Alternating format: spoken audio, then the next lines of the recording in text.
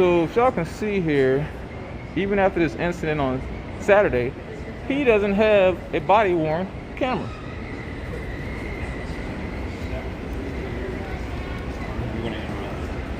That's what I'm saying. There's room in there. Yeah. And let's go check it out. There's 3 seats in here. You don't have a body-worn camera either? I'm not a police officer, sir. I'm a fire investigator. I'm at the fire marshal's office. It says police. Yeah, because I have police authority when it comes to fire problems and capacity. You don't have a body-worn camera? He's the same as I am. See, look, You? I said that, yeah. What are you? Police officer. Virginia Beach police officer? Virginia Beach. Police officer. And so after this incident, you don't have on a body camera right now? Not yet. What is yet? What are we waiting on? Money. They're expensive. Y'all are the most highly paid, budgeted police department in the state of Right here, Virginia. sir, when you get your chance to speak, you can talk to them and let them know. We don't get to speak until next week at open mic. Let them know. We've been letting them know since y'all pepper bombed and tear gas this summer, and y'all had money for I don't tanks. control the salary, sir. But you control them tanks. I don't control anything. So we have a police-involved shooting with body cams weren't worn, and we have Virginia Beach police officers not wearing body cameras. Make it make sense.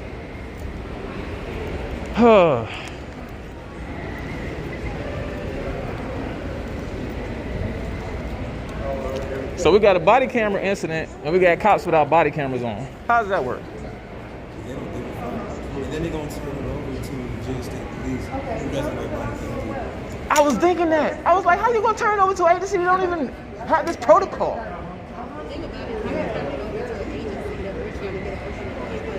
For Xavier.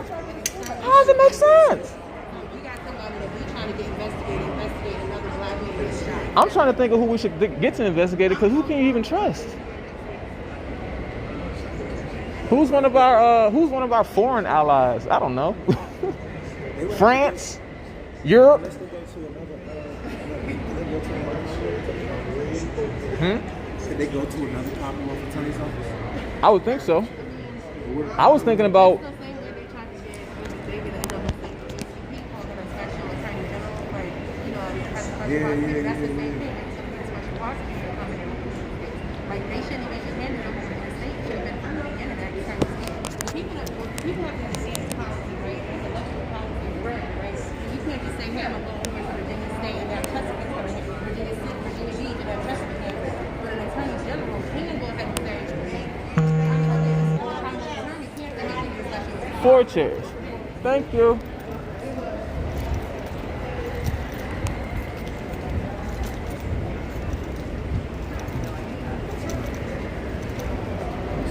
Sit right back here, okay? Okay.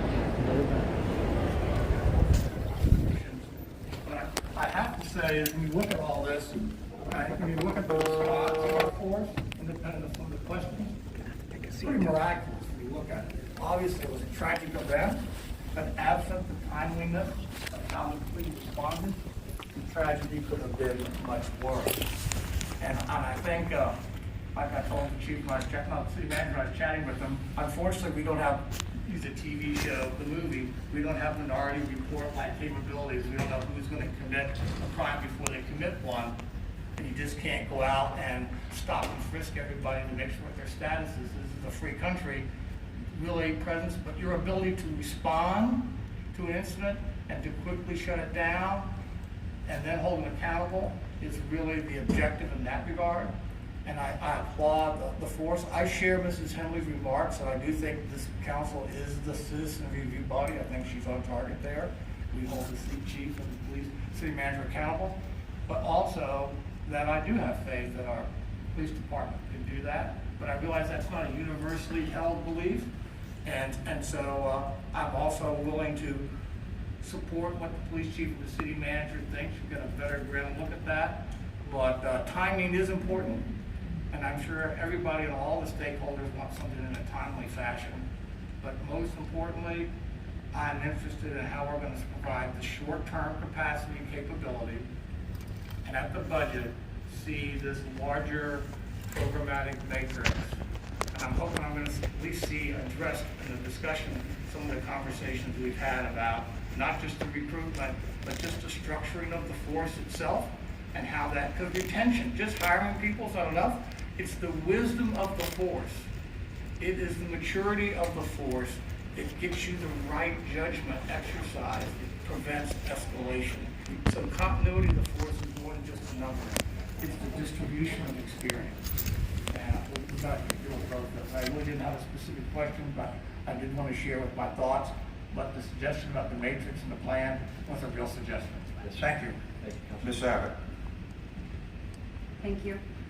Thank you, Chief, for being here today. And of course, I share all the sentiments made by my colleagues, and I offer my condolences to those that lost their lives and their families, and those injured, and of course, and all individuals impacted. I wanted to touch on two specific questions. You've kind of grazed over them, but my first question is in regards to body-worn cameras, because this is something I've heard a lot of feedback from, like many of my colleagues here.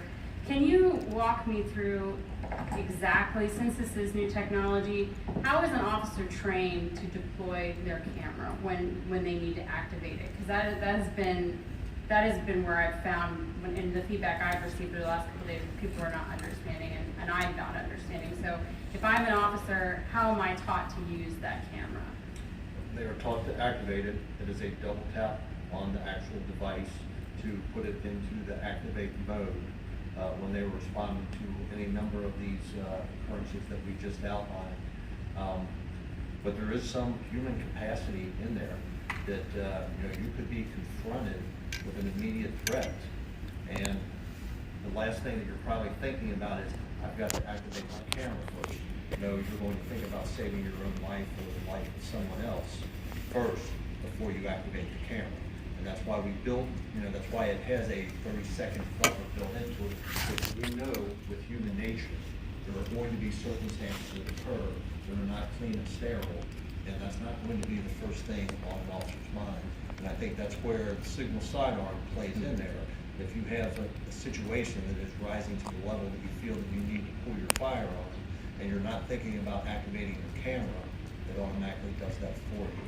But it's new technology. This is not something, when we talk about body cameras, and a lot of departments, the previous agency, we went through them 3 years ago, full deployment. But they are just now in the process of having issues and working out the kinks. And like I mentioned last night, even if we had that technology, there's a chance that it could malfunction because it's a Bluetooth connection. So as we move forward, it's very important for council, the community to understand we rely on technology, but technology is not infallible. There could be occurrences where it does not perform the way that we want. So cameras have been extremely beneficial to policing as a whole.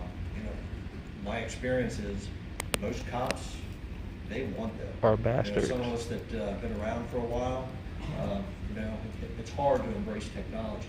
But the new generation, they embrace it wholeheartedly and they understand it. And I think to the Vice Mayor's point, what we have found from body cameras is it increases our conviction rate significantly.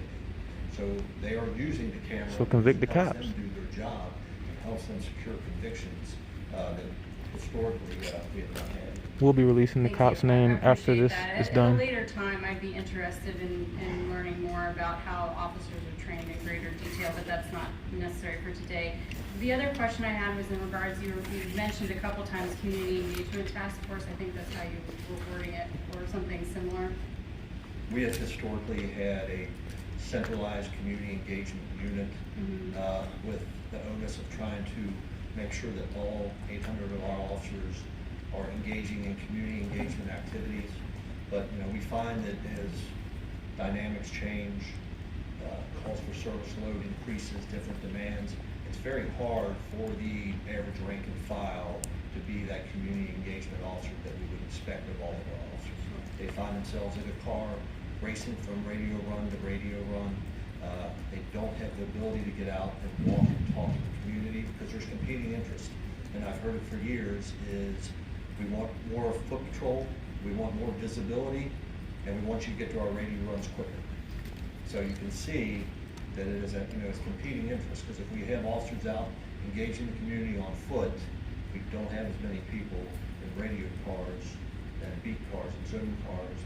So it is a challenge, but I firmly believe in bolstering our community engagement numbers.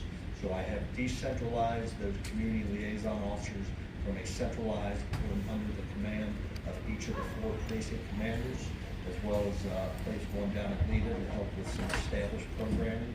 So the thought and idea is that they are now dedicated to that specific precinct, working with the communities within that precinct, accountable to that precinct captain to really engage the community, so that I can hold the precinct captain accountable for their community engagement efforts.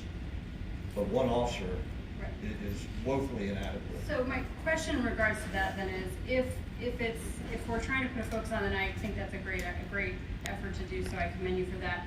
Are any of those positions, can they not be filled by a sworn officer? Can we, because obviously Councilman Wood has mentioned, others have mentioned that there is a lag time in getting an officer on board, assuming we have someone who is ready and willing. Is there an ability to fill any of that with non-uniform officers or non-sworn officers that can help be liaisons, if you will, to our communities to help inform the police and help build that trust and transparency? And what can we do now? And if there is something, if there are other communities doing something, what is the cost of that, Mr. City Manager, and how do we program that into our budget? I know I've heard from many members of our community who have asked for similar programs that engage the public more directly and ask those of our community that acknowledge that there's a huge issue that we all need to be addressing as a team. How do we start plugging more people in, even if they're not officers? Obviously, we want more officers in that regard. I think that plays into our recruitment too. So I'm really eager to see how we can bring more people into it and hold us all, make us all part of the solution. Chief, I'll start. You can clean up. Yes, sure. Councilmember Abbott, definitely there are opportunities for community engagement organizations that aid in public safety that's non-police, that's definitely used for things like violence disruptors or community outreach in terms of like working with the public as well. And but you can never ever really replace the public safety officer, because whenever they're actually dealing with a situation in the community, they look at it from a different lens. But it is definitely an opportunity to look at it holistically, because there are things that individuals that aren't sworn, they can have conversations and go certain places that breed a level of different kind of trust and folks some people feel with police officers. So there are opportunities for like a community engagement office with some aspect of civilian, but you can't really replace the police component of it. It's really good if you can bring them both together to work holistically. So definitely I can give you some ideas of what that looks like, because from previous experience as well, there was a specific unit inside the city manager's office that worked in collaboration with the police department to address community outreach with police issues and community issues in collaboration with the police department. So I can give you some ideas. Thank you, I appreciate that. Councilmember, if I can just follow up, I think the police department and what I've seen and the staff prior to my arrival have done a pretty admirable job of trying to identify positions that could be civilianized so that we could put officers back on the streets, where they civilianized the entire crime analysis unit, strictly comprised of professional staff and not sworn officers. But to the manager's point, we're looking to make those long-lasting, immediate relationships between sworn officers in our community. And it really has to be the officers, because when we encounter them under maybe less than desirable circumstances, we want that connection to exist so that we can reach each other as, person to person, human to human, not just the uniform and not just a citizen that we're encountering, but that we're encountering between Paul and Jessica, that there is that connection. And I think it goes back to, we have 35 plus sworn officers that are school resource officers, or maybe closer to 40. Could they be replaced with some other capacity? They could, but I think that would do us a huge disservice, because everything that I have seen since I've been here, they love their school resource officers.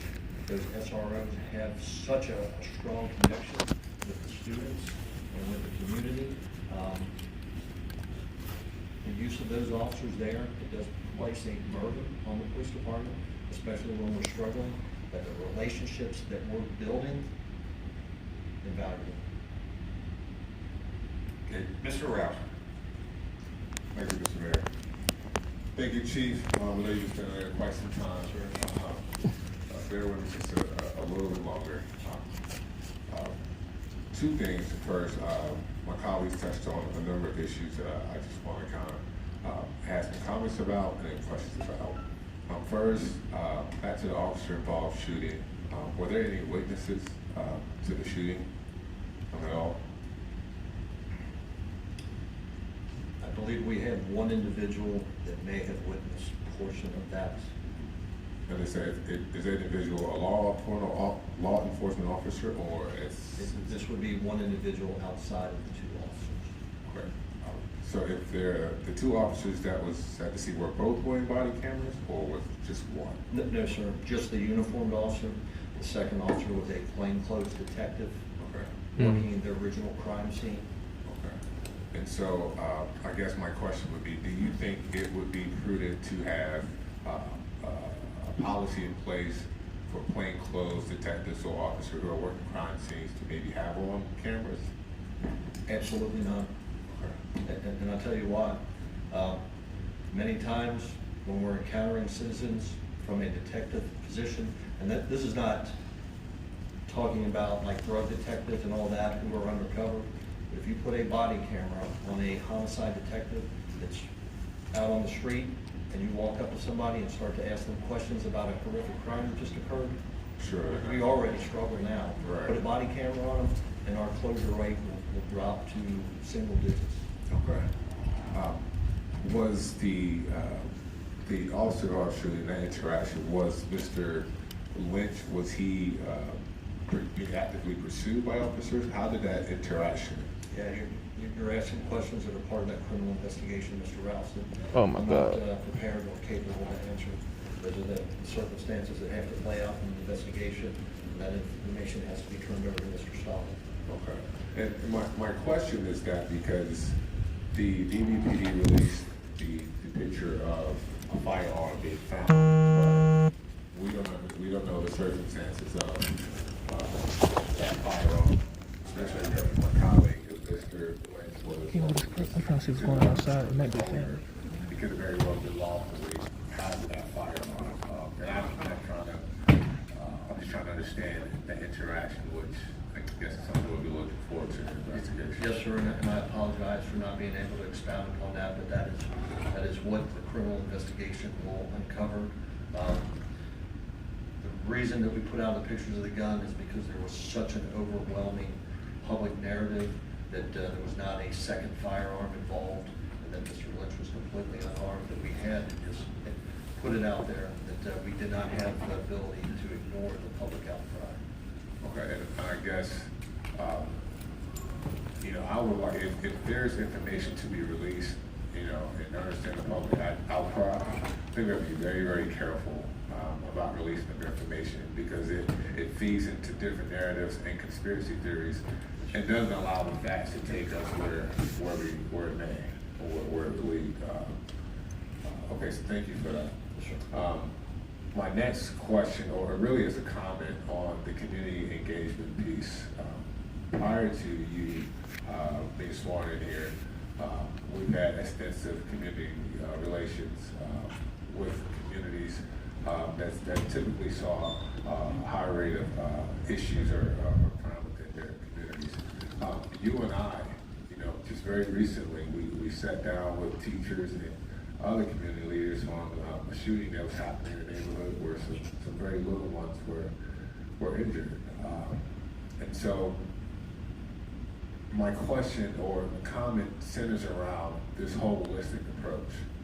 Because if we are 100, 150, 200 officers, our entire precinct down, how do we expect to build community relationships with police if they're constantly revolving around the city, and we're pulling into the oceanfront, we're pulling to Kingston, we're pulling to Mesa, we're pulling around? And so I would ask for this council to really look at and understand not just from a salary perspective, that's part of it, but also from housing. That's a major issue with housing, making sure the officers that we can hire here, can serve here, live here, and become familiarized themselves with the community. And so, which leads me to my next question is, can you speak just about the training that your officers go through encountering the communities around which they serve? Can you speak to that nature? I mean, we have probably one of the best police academies in the state of Virginia. We far exceed what's required by the Department of Criminal Justice Service. And I think everything that I have seen, and in speaking to the training staff, community service and interaction is built into all the training components. There's not just a specific training component to address community engagement. It's built into everything that we do from a training standpoint. And that's what we really want our officers to realize, is that we're there to serve the community. And I think, again, just if time and if a delay in an investigation is more so the concern about understanding these events that just happened, I think to be proactive, I think it's the perfect opportunity to discuss a citizens review board and what role it plays within our community. I think it's a great opportunity to build trust, to build that faith that some may have lost within the police and in our community. So I think here we have an opportunity. It's up to council to decide whether or not we're going to seize that opportunity. And this isn't something that we have to decide alone. Chief, I think you would agree when I say that there's safety in numbers. We all must come to that table and understand, how can we build a community review board that works with the police, that works with the community, that works with this body to build that trust up, to have that community engagement. I think we have that opportunity in front of us, and it's up to us to seize it. Thank you. Okay, Mr. Tower. Thank you, Mr. Mayor, and thank you, Chief. I don't want to keep you there any longer than necessary. I know you've got other things to do, but I do have a couple of comments I'd like to make and a couple of questions. I first want to join my colleagues in expressing condolences to the innocent citizens who were and their families and loved ones of those who were injured or killed in this Friday night. I want to express my thanks to our police for doing everything they do that night and every other night. I know they do their best to keep us safe.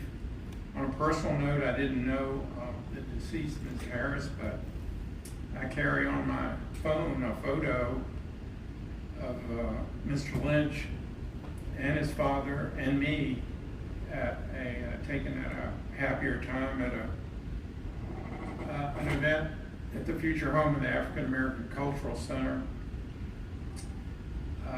And so I felt very personally impacted. I don't know Mr. Lynch well, but I know his father is a person who held in great respect in his community and has done a lot for us. So I think we can't help but feel sympathy for those folks and everyone else who may not have been physically affected by it, but was terrified by the event and has to deal with children and their reaction to it and others. It is, we have a disease in this country involving hundreds of millions of guns, more guns than people. It is a public health problem, and until we recognize it as a public health problem, we're going to continue to suffer from it. Not that we can reverse that problem, even if we acknowledge it, but I do honestly believe it is a significant public health problem and needs to be treated as such. I didn't expect to have a city council meeting this week, so I scheduled some long delayed cardiac surgery that I've needed for a while. last week, and as I was recuperating in the hospital and at home, and before this event happened, I had turned my attention to our responsibilities as council in terms of public safety. Ms. Henley, and I thank her for this, had provoked me to look more carefully, for example, at our short-term rental ordinances. And I spent a while killing time until I was able to get up and move around, reading ordinances in other cities and what they do to keep people safe in short-term rentals. And then, coincidentally, I started reading about a case in the Ninth Circuit, United States. It just happened that said, written by actually a very conservative judge in a fairly liberal circuit, but a conservative judge wrote a 217-page opinion detailing the history of the responsibility of government, which is the part I really want to focus on today, but the obligations of government to protect people in public spaces. And while this may be a controversial decision in some areas, actually the Fourth Circuit in which we live made a similar, not quite as extensive decision in that way. But it is clear that we have the right and the obligation to protect people in our public spaces. And that includes the right to deal with this firearm problem. So we cannot shuck it off and say, well, the federal government, of course, won't let us do it. As things stand now, at least, we do have the right to deal with that. The problem is, and I'm sure I'll start with the question, how difficult is it to police firearms that are carried and concealed carried firearms in a crowd of people on a Friday night in Virginia Beach? Virtually impossible, sir. And that is because if you were determined if you told officers, use your best judgment, you're experienced police officers, use your best judgment, and if you see someone that you think is carrying a weapon, follow up on that. What happens? Well, I would say due to the proliferation of concealed carry permits across the nation and in Virginia, mere carrying of a firearm would no longer provide reasonable suspicion for us to engage with any manner. And it's true, isn't it, that actually there's no academic research that would support that even experienced policemen are able to detect, because of eye movements or habits or touching various parts of their body, that you can accurately determine who's carrying a weapon, whether or not they are legal or illegal. My experience is that experienced detectives can have that little bit of innate sense to detect people that are carrying firearms, that now that the mere carrying of a firearm and a concealed firearm is probably under 98% of the time legal and legitimate, we would not be stopping those individuals. When that was really prevalent is there was not CCW legislation, so the vast majority of people that were carrying firearms in this country were doing so illegally. So it's a whole different set of circumstances. Now the fact is that the vast majority are legally carrying, so that would have to be some other type of conduct for us to intercede with somebody and determine the circumstances of whether they're carrying a firearm legally. Thank you. I mean, I just think there's so many people whose gut reaction is, well, we're just reacting. You know, we have to be proactive about this. I think from the policing standpoint, it is very difficult to think of how you can deal with this situation in a non-reactive way. I am looking forward to getting the reports in the long term about how we can provide more technology, more personnel, whatever it takes. I think several of my colleagues have made that point well. I won't repeat it, but I am looking forward to getting that. I do want to say on behalf of the folks with whom I'm in touch on the ocean front that we hear you.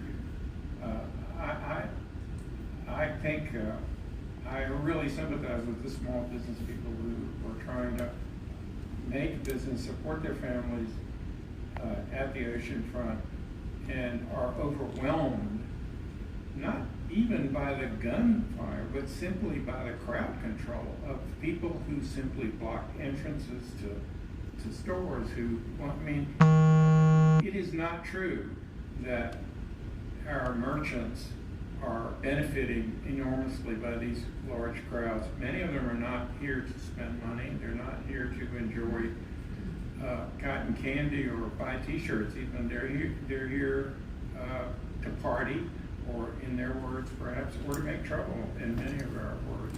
And it's really very negatively affecting our business community.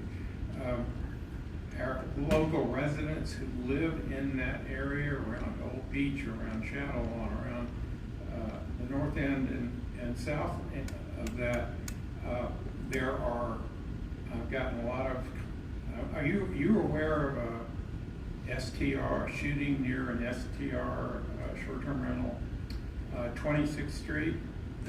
Not personally. I know Captain Wickendall, I believe, was looking into that. Okay, so I just want to make sure people that are watching that have contacted me about that know that we're aware of it and are following up on it. Yes, sir. Okay, thank you very much. I want to talk about just a moment about my feelings about the police force and our responsibilities and their responsibilities.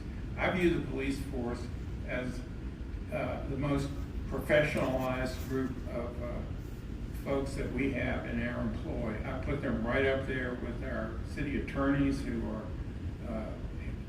and I'm the only attorney on council, and I will tell you, I've become accustomed over my life and welcome the fact that my actions as an attorney are subject to scrutiny, to review, and even expulsion from, and a loss of my ability to practice if I do not do it within the procedures that I'm required to do. That is the mark of a professional. And I believe our police understand that. Certainly, I want our citizens to understand that our council holds our police responsible that way and makes no apologies for doing it. Indeed, is a tribute to our police that they expose themselves not only to the dangers that they do, but to review from citizens, from their peers. It's a multifaceted process that sets you apart as a profession that deserves respect. Having said that, I want to say there are processes in place, and frankly, this Virginia State Police thing has caught me completely by surprise. I didn't realize we were going to do that. But my point is, that's also a process that is established in state law. Now, there are ways to do that. This is not something we made up on the spot. The Virginia State Police have been taking on investigatory things with things going on in municipal government for quite a while. That's not new. So the processes are in place, whether it's the Commonwealth's attorney, whether it's the internal affairs investigation, or the Virginia State Police. And I fully support those processes. Those are the processes we are following, and those processes substantially protect the public, the rights of people who may be accused of crimes, and members of the police force from dire consequences if we didn't follow the process. That is not to say that I think the processes we have are the ones that we are good enough. They aren't. I don't think they are good enough. I've made it clear that my view is that the time has come for us to take advantage of what our state legislatures give us the power to do, to create some different ways of doing things, or at least start the discussion of is it necessary to have a fuller discussion of it. I don't want to cut that discussion off, but I do want to emphasize my total support of the processes that are in place, and my belief from looking at them that they are more than adequate to deal with this particular officer-involved shooting, and I think justice will be done. That's my speech. I think my only question to you, Chief, going forward is, would you go over one more time what your force issues are for the coming weekends in Virginia Beach? I want to talk just so that residents and business folks know what to expect this weekend in Virginia Beach.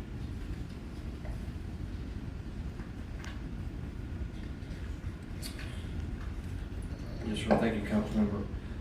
For this weekend, we will have the dedicated 2nd Precinct Oceanfront staff of approximately 13 officers, and we are looking to augment them with 15 additional officers from our Special Ops Bureau.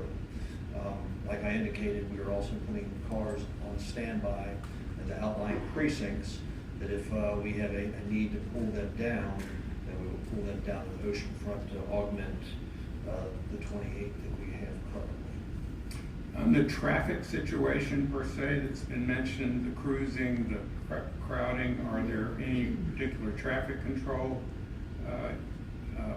plans in place going forward for the summer, really, this weekend and going forward? That is a discussion that the staff and I have been having, that we need to look holistically at what a traffic pattern looks like. I know that we have something that we currently use, but we need to take a look to see if there's something that we can do better to help mitigate that. Because quite honestly, I went to dinner Friday night. I was leaving the oceanfront area before I got home, and this event occurred, and I had to return. And I struggled with the traffic. So, you know, I was already going to have that conversation with staff that we've got to do something a little bit better, because I saw exactly what everybody else saw. Well, one of the concerns I have is to make sure that oceanfront area residents understand that there may be traffic control measures coming that may be on fairly short notice, and that they should plan accordingly if the weather is right, if there's evidence that there may be that kind of crowding. They may not be able to get home exactly on time or exactly the way that they normally come. So I just want to put a warning out there, and if I'm wrong, tell me if you don't think that's going to happen. But Councilmember, when we get to that point, we would make sure that we communicate that well in advance. Okay, good. Well, I would just alert people to be keeping an eye, the residents of the oceanfront area, keeping an eye out for those kinds of notices. Sure. We would not surprise anybody. Okay. Thank you so much, Chief. Thank you, sir. Hey, Mr. Blue. Chief, I just want to thank you for the time you spent with us this afternoon and for your responses to all of the questions from council. And I just want to as well join my colleagues in expressing my condolence for those who lost their lives and those who were injured in the events that occurred on Friday night. And I also want to take this opportunity to express my respect and my appreciation for the men and women who serve our community on our police force. Obviously, there's an investigation underway about the officer-involved shooting, so I'll just keep my comments general about our police department. The men and women I know who serve the police department do so with professionalism, with distinction, and display a level of courage and dedication that I frankly have a hard time comprehending. The events that they are forced to contend with that could evolve at any moment are just are ones that I think many of us really have no understanding of the pressures and the threats that exist. And I just know that our community is very well served at the resort and all throughout the city by the men and women of the Virginia Beach Police Department. Have they still been talking in circles? I appreciate you and your colleagues and all the work they do to promote our safety. Yes, sir. Thank you, Councilmember. Everything you just said in my short time here, I've found to be true. that these are tremendous men and women that are serving the city. They are dedicated. You have a tremendous police department that I'm privileged to be part of. Thank you. Yeah, well, I absolutely agree. And, you know, I think that there's something special about the people who choose the field of law enforcement because of the dangers associated with the job and the unique work that's associated with it. You really have to be a person who loves your community and is dedicated to the citizens who live in a community to risk your own safety to protect the safety of others. And so I just have a tremendous amount of respect for that and for the challenges they face. But one thing I would like to talk about is what I think Councilmember Henley touched upon, which is the sense of lawlessness at the resort. Prior to serving as a member of City Council, I was a member of our Human Rights Commission. And we still have a very active Human Rights Commission who facilitate an observer program and are very active around holidays and throughout the I think we'll call the warm season, in observing what's happening there and helping to find solutions and bridge any divides that could exist. And I think that anyone who's been watching can really understand that there is a sense of lawlessness that has, in particular, seems to have developed at the resort. And I think that the impact of this is, of course, it impacts commerce. I think that it has a negative impact on the experiences that residents and visitors have at the Virginia Beach Resort. And so those are impacts that are undesirable. But the worst impact of this lawlessness is injury and loss of life. And I think that Mrs. Henley really properly described that's unacceptable. And so, you know, I guess it's more of a comment than a question, but I'd be interested if you have any response. I think that we have to work together, community stakeholders, business leaders, members of our community, to develop some new strategies for how to address the lawlessness that exists. And I'm not an expert on law enforcement, so I won't comment on the techniques that have been applied to date, but I think what we can tell from the trend that's emerged is that the techniques that have been applied to date have not been satisfactory. So I would just be really interested in either now or later in what adjustments could be made when we see those crowds and when we see that behavior start to ramp up that ultimately leads to these breakouts of, I guess, violence and gunfire. How can we intervene to stop that before it gets to that point? And at the same time, maintain an environment that's hospitable and welcoming for visitors and for people who live here. So it's quite a challenge, but I think I think we all agree that we need to make some adjustments, and I'd be interested in your thoughts on that. Thank you.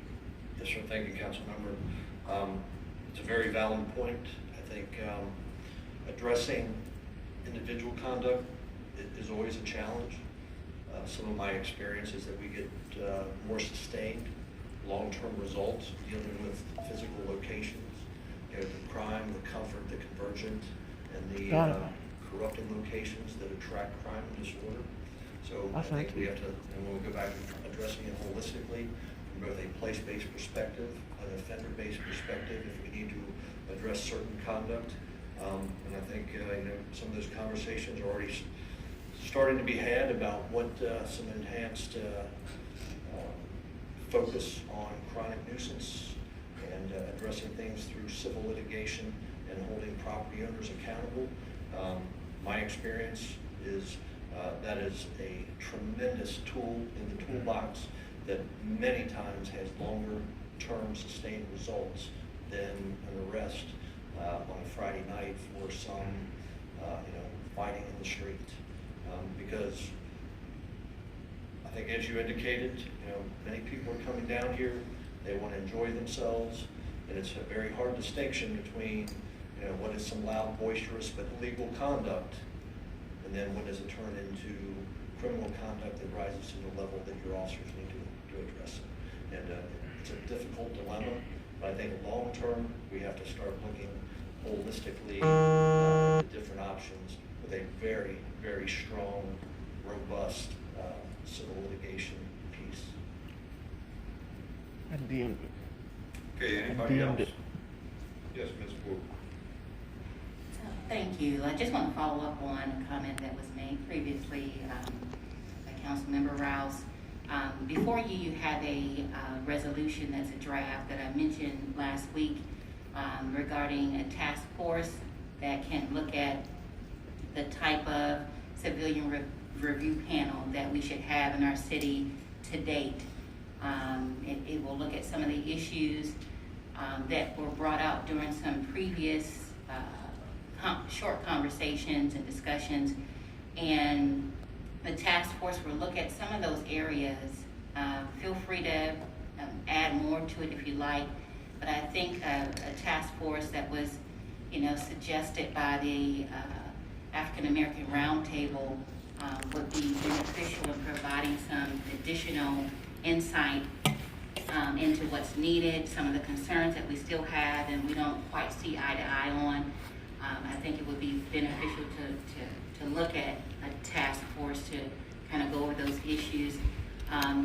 And from the community standpoint, with something like this happening, again, this is the second time I've had community leaders say, how refreshing would it be to have an independent panel that's made of professionals with the right background and the right training, that's inclusive of some of our profound organizations in the area that address human rights issues and the like, and also is inclusive of citizens who are trained in that area. How refreshing it would be to have that type of panel to say, listen, they're involved and they're gonna investigate and come out with findings for you regarding the event. And so I think it's an opportune time to continue the discussion as well, and to also have a task force kind of address some of those issues that we still have, quite frankly, with addressing the Citizens Review Panel. So thank you. Okay. Anyone else? Mr. Moss? I would just like, not today, but maybe back on Friday, the city manager would just provide us what his takeaways were and what he thought, what direction he received from collectively from us, so we could just affirm that later or see if something got missed, just so we know what path we're on. I appreciate that. Thank you, Mr. Mayor. Okay. Anyone else? Okay, if I could just close with a few brief comments. You've been up there, standing up for a while. Next time we'll make sure you have a chair. But once again, I just want to thank you. And let me also convey that my thoughts and prayers go to the loss of life and the injuries, but also thoughts and prayers to the men and women who 24/7 serve us in a magnificent way. Often you are the solution to many of the problems that are out there. No, you're a problem. And just a clarification of my involvement over the weekend with you. We were involved in numerous discussions between each other, with the city manager, with the city attorney, with the vice mayor, about how to approach this. And I myself did a number of interviews, with TV, and I was also at the 19th Street lot, and also had newspaper. Again, y'all, there's a visual tonight at 6 o'clock on 20th Street at the Oceanfront. It's a tough Visual role for Donovan as a mayor, tonight when at the you should come Oceanfront. forward and when you should just sit back. And I think the one thing I learned in communicating with you before I did these interviews and with Captain Orr, the first 24 hours, there was a lot of moving parts going on, complicated crime scenes, multiple. And the last thing I would ever want to do is give out information. There was things going out on social media and everything. I confined my comments, to let people know that there was an immediate response by the police, that the justice was served, and Not to also Donovan. to give assurances that an investigation is being underway. We also made a decision, instead of sending out a general press release that we would let the information go out incrementally concurrent with what was going on. And but once again, you know, just having you as a spokesman, you know, that had a real touch on what goes on, and knowing that what can and be said, given I think you articulated very well, you know, what goes on in an active investigation and what can and can't get out. So I thought that gave some clarity and you know, things of that nature. But be assured that we're, you know, engaged going forward. But the other thing is we do have within this country, within this Commonwealth, within the 757 in Virginia Beach, a culture of youth violence that's going on. It's kind of a national phenomenon that's been growing in time. A lot of it comes with the fact that there are so many people that civility and respect are lost concepts. You know, back in the day, if you disrespected a police officer or a teacher, it wasn't worth going home. Fuck 12. Once again, you know, the conversations that we've had, I came to the conclusion that this was also a very generic thing to our region. And that being said, going forward over the last couple of days, I've spoke to all the other mayors in the 757.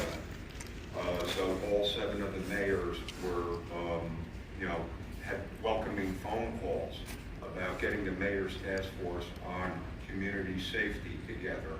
As a matter of fact, Mayor Tuck from Hampton actually invited me to participate in a panel on April 12th. Mayor, you know, Price from Newport News. You know, it's a blend of, you know, we have Caucasians, we have African American mayors. You know, we're getting together, we're unifying, you know, with our police chiefs to come up with the solutions and learn best practices and what works. Gang activity and violence is not confined to any border. And I think by us getting together and working proactively, you know, and getting the message out that, you know, the governments are serious about, you know, the evolving problem. You know, here in Virginia Beach, we are a tourist really don't know who got destination. justice. We actually do have to be very, very proactive.